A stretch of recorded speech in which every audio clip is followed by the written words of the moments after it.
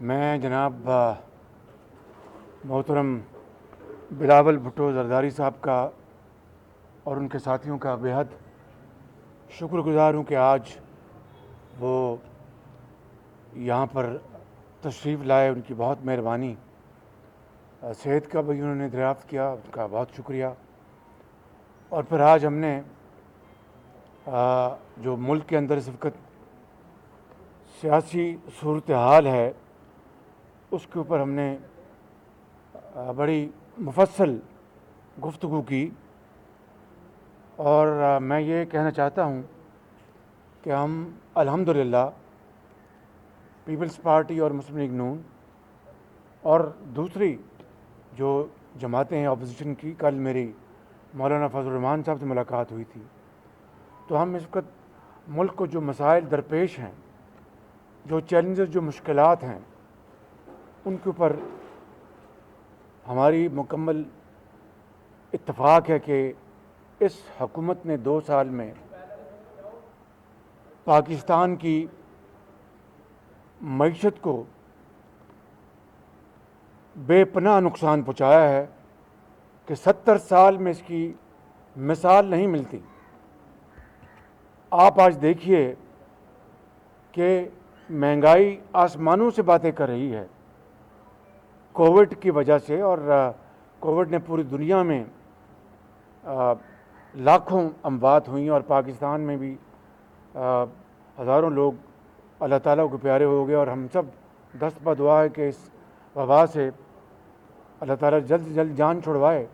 لیکن دنیا میں کووڈ کے بعد قیمتیں زمیں بوس ہو گئی, یعنی بالکل, یعنی اس حد تک قیمتیں گر گئی ہیں, چاہے وہ اشیاء خرد و نوشت ہوں, چاہے وہ کاروباری جو مٹیریلز ہیں, سامان ہیں, سب کی قیمتیں گریں. پاکستان میں قیمتیں آسمان سے باتیں کر رہی ہیں. یہ ایک ایسی ایک دل خراش یہ بات ہے کہ اس حکومت کے پاس کوئی جواب نہیں. آپ چینی سکینڈل جب سے شروع ہوا اس وقت 60-65 روپے چینی تھی, آج یہ 100 روپے پہنچ گئی ہے. اور تاریخ میں پہلی مرتبہ ہے, کم سے کم میں نے بطور ایک سیاسی کارکن کے میں نے یہ نہیں دیکھا, اور جب میں سیاست میں نہیں تھا تب بھی ایسا واقعہ نہیں ہوا کہ گندم کی کٹائی کا سیزن ختم ہوا نہیں اور پورے ملک میں ایک بحران پیدا ہو چکا ہے. اور ابھی یعنی نارملی سال کے آخر میں حکومتیں جو ہیں وہ اپنے سٹاک سے وہ پھر وہ نکالتی تھی. آج خود جو وزیر زراعت ہیں وہ کہتے ہیں کہ ہمیں سمجھ نہیں آ رہی کہ گندم کہاں گئی, اور جو سرکاری ریٹ پہ جو آٹا ہے وہ کھایا نہیں جاتا, اور جو چکی کا آٹا ہے وہ لوگوں کی جو جیب ہے وہ اس سے باہر ہے, برداشت نہیں کر سکتی. پھر پیٹرولیم کے آپ نے دیکھا تیل کے اوپر کیا کرائسس ہوا کہ کئی ہفتے تیل ملا نہیں, اور پھر تاریخ کی سب سے بڑی جمپ 35% ان کی قیمت بڑھا دی. تو آج یہ تمام جو مہنگائی کے بوم-چھل ہیں انہوں نے عوام کی زندگی اجیرن کر دی ہے. عام آدمی بیچارہ وہ ایک وقت کی روٹی پوری نہیں کر سکتا, اور جسم کو اکٹھا رکھنا اس کے لیے ایک چیلنج بن گیا ہے. تو میں سمجھتا ہوں کہ کہاں ان کے وہ دعوے کہ 50 لاکھ گھر بنائیں گے, کہاں ان کے وہ دعوے کہ 1 کروڑ نوکریاں دیں گے. وہ 1 کروڑ نوکریاں کیا, لاکھوں لوگ جو ہیں وہ اس وقت بے روزگار ہیں. اور جو آپ جانتے ہیں کہ جی ڈی پی جو 2018 میں وہ 5.8 پہ آ چکی تھی, انہوں نے پہلے فجنگ کی اور کہا کہ 3.3 ہے, اور پھر اس کو دوبارہ ان کو مجبوراً اس کو کریکٹ کرنا پڑا اور کہا کہ یہ 1.9 ہے. اس سے آپ اندازہ کر لیں کہ لاکھوں لوگ بے روزگار ہو گئے, کاروبار تباہ ہو گیا, اور کاروباری آدمی اب اتنے یو ٹرنز ہو چکے ہیں کہ وہ اگر یہ عمران خان نیازی ان کو میں سمجھتا ہوں کہ ہر قسم کی یقین دہانی بھی دلائے تو وہ اب سرمایہ کاری کرنے کے لیے تیار نہیں ہے اس حکومت کے اس دوران یہ ہے خدا داد ملک پاکستان کی اس وقت حالت اظہار. اور میں سمجھتا ہوں کہ اس انکمپٹنٹ سلیکٹڈ حکومت کہ یہ اب بس کی بات نہیں ہے کہ وہ حالات کو سدھار سکے. اور اس لیے یہ ہمیں خوشی سے نہیں لیکن یہ ایک جو اس وقت ملک کی صورتحال ہے اس کی بنا پر یہ کہنا ضروری ہو گیا ہے کہ عمران خان نیازی کی حکومت مکمل طور پر ناکام ہو چکی ہے اور مزید اس حکومت کا رہنا اس ملک کے لیے، اس ملک کی معیشت کے لیے، اس ملک کے عوام کے لیے وہ کسی بھی خطرے سے کم نہیں ہے. آج ہماری جو بلاول بھٹو زرداری صاحب سے جو گفتگو ہوئی اس پہ ہم مکمل طور پر ہمارا اتفاق ہے کہ عید کے بعد رہبر کمیٹی کی میٹنگ ہوگی، اس میں باقاعدہ جو ایشوز ہیں وہ ڈسکس ہوں گے.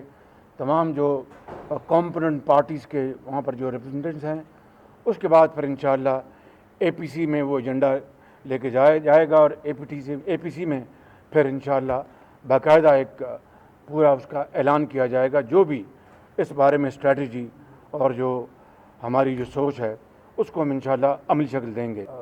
بلال صاحب بھی جواب دیں گے، میں مختصر جواب دے دیتا ہوں کہ یہ جو حکومت کے ساتھ جو نمائندوں کے ساتھ جو بات چیت ہو رہی ہے یہ کوئی اپوزیشن کوئی ان سے حکومت سے کوئی ریلیف کی بھیک تو نہیں مانگ رہی تھی.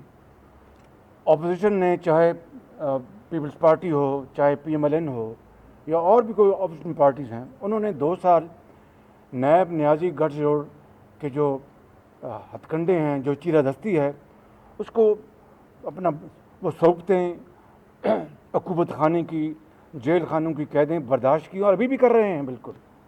تو ہمیں اگر آپ یہ کہیں کہ ہم اس کے لیے ریلیف ان سے لے رہے تھے تو یہ تو واقعات جو 2 سال کے ہیں وہ اس کی نفی کرتے ہیں خود کہ ہم نے تو ان 2 سالوں میں جو جبر و تشدد، جو ناانصافی جو برتی گئی اور جو یک طرفہ جو نیب نیازی گٹھ جوڑ کی کارروائی اپوزیشن کے منہ کو بند کرنے کے لیے جو کی گئی وہ پوری دنیا نے دیکھا.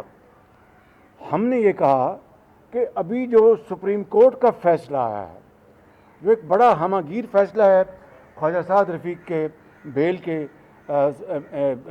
اس کو پڑھ لیں اور اس میں جو بھی سپریم کورٹ نے اس فیصلے میں نیب کے بارے میں نشاندہی کی، ہم نے کہا کہ اس کی جو کریکشن ہے اس کو صحیح انصاف کی بنیادوں پر اکاؤنٹیبلٹی سے کوئی نہیں ہم میں سے بھاگ رہا. بالکل. ہم یہ کہہ رہے ہیں، یہ احتجاج کر رہے ہیں کہ اکاؤنٹیبلٹی کے نام پر بدترین وکٹمائزیشن اور وچ ہنٹنگ ہو رہی ہے. جی فیشسٹ کہہ لیں اور مسولینی سے اور ان سب سے آگے بڑھ گئی. تو ہم اس کی بات کر رہے ہیں جس طرح میرے بھائی بلاول بھٹو صاحب نے بات کی کہ بی آر ٹی پشاور کا کیا حشر ہوا، کہاں 30 ارب روپے سے 100 ارب روپے سے کراس کر گئی، 100 ارب روپے سے. کوئی پوچھنے والا نہیں کہ بھئی بی آر ٹی پشاور میں جو اس وقت جو اپنا اربوں روپے کے گھپلے ہوئے ہیں، خود ان کی رپورٹ ہے، خود ایشین ڈیولپمنٹ بینک کی رپورٹ ہے اور آج تک بھی وہ اسی طرح کھنڈرات کا منظر پیش کر رہا ہے.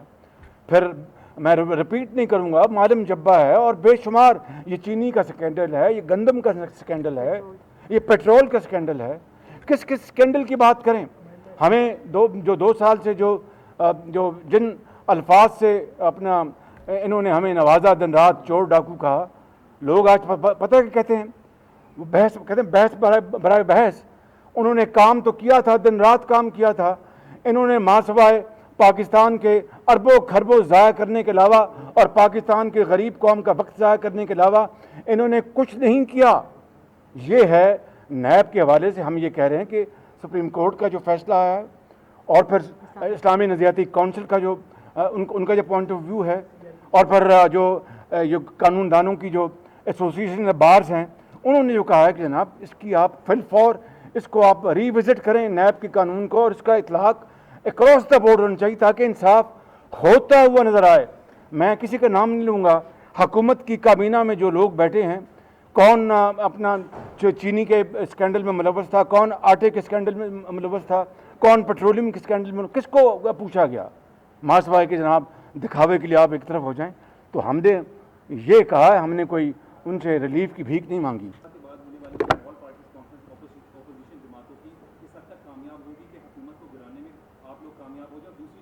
نیب کی کارروائیاں بھی چل رہی ہیں, 17 تاریخ تک آپ کی جو بیل ہے یہیں پر ریڈ بھی کیا تھا.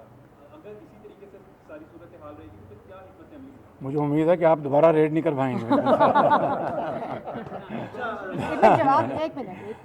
گزارش یہ ہے کہ پاکستان اور عمران خان اکٹھے اب کی چلنے کی کوئی صورتحال ہے, اس لیے میں سمجھتا ہوں کہ جتنی جلدی اس حکومت سے جان چھڑوائی جائے, پاکستان کی بھلائی اور پاکستان کے 22 کروڑ عوام اور غریب عوام, ماؤں اور یتیموں اور بیواؤں کی, اسی میں ان کی عافیت ہے. تفصیل میں جانے کی ضرورت نہیں ہے. انشاءاللہ اے پی سی پہلے, جس طرح بلاول بھٹو صاحب نے کہا کہ پہلے ہماری میٹنگ ہوگی, اس کے بعد اے پی سی کی میٹنگ ہوگی رہبر کمیٹی کے بعد, اس میں انشاءاللہ ایک ٹھوس پلان بنے گا اور آپ دیکھیں گے کہ پاکستان کے عوام کی امیدوں کے کی امنگوں کے مطابق وہ پلان ہوگا ایک سیکنڈ جی, ایک منٹ جی, آپ سوال ایسے نہیں ہو سکتا جی, ایسے نہیں. ایک عمران خان نے دھرنا کیا تھا سر آپ کی حکومت کے اندر اور بڑا کوئی ناپسند اس کے بعد مولانا فضل الرحمان اکیلے گئے تھے اسلام آباد, تو تمام اپوزیشن جماعتیں ایک ہو گئی ہیں, کیا آپ اسلام آباد کا رخ کریں گے آپ کے بعد؟ دیکھیں, یہ ان دھرنوں نے پاکستان کو تباہ کر دیا تھا. 7 مہینے ان دھرنوں نے پاکستان کی معیشت کو تباہ کیا, اور چین کے صدر شی جن پنگ جو پاکستان تشریف لا رہے تھے, عمران خان کی ہٹ درمی نے کہ میں نہیں اٹھوں گا یہاں سے, اور ان کا دورہ جو ہے وہ مؤخر ہو گیا. اور اسی حوالے سے, اسی تناسب سے جو سی پیک کا جو پروگرام ہے وہ 7 مہینے آگے جا پڑا. آپ اگر 7 مہینے پہلے اگر وہ معاہدے سائن ہوتے تو پاکستان کے 7 قیمتی مہینے بچ سکتے تھے. تو ہم we believe in politics of logic and politics which is in the interest of Pakistan. اس کے لیے جو بھی تمام جماعتیں ایک لا عمل بنائیں گے, اس کے اوپر انشاءاللہ ہم عمل پیرا ہوں گے.